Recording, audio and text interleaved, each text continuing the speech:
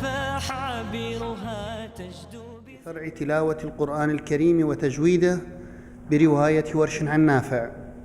والآن مع الأخ القارئ علي حوجة ناغمانوف من جمهورية كازاخستان، ويتقدم بفرع تلاوة القرآن الكريم وتجويده برواية حفص عن عاصم.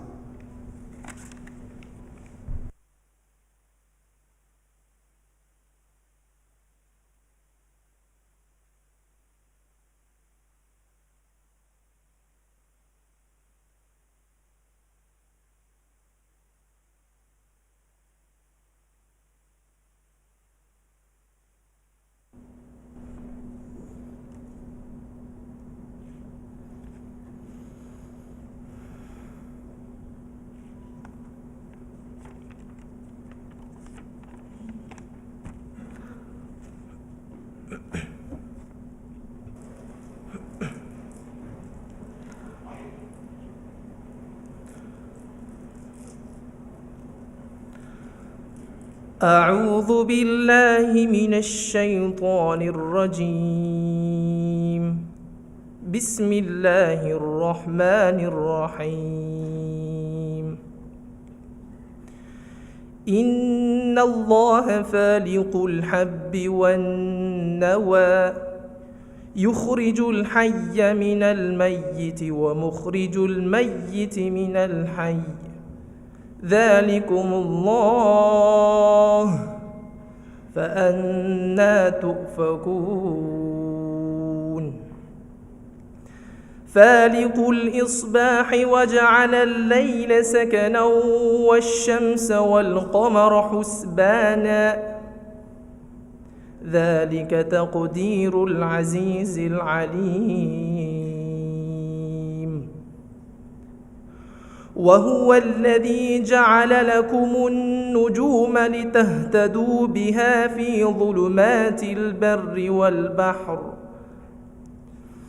قد فصلنا الآيات لقوم يعلمون. وهو الذي أنشأكم من نفس واحدة فمستقر ومستودع قد فصلنا الآيات لقوم يفقهون. وهو الذي أنزل من السماء ماء فأخرجنا به نبات كل شيء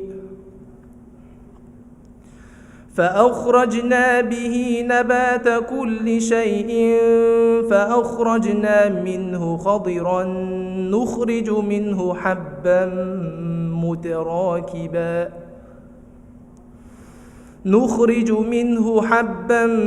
متراكبا ومن النخل من طلعها قنوان دانية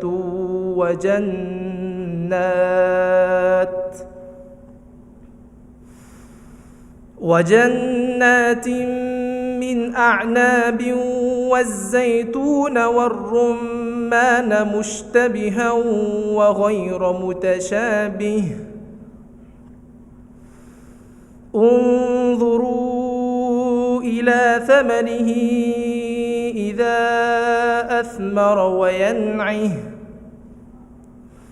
إن في ذلكم لآيات لقوم يؤمنون.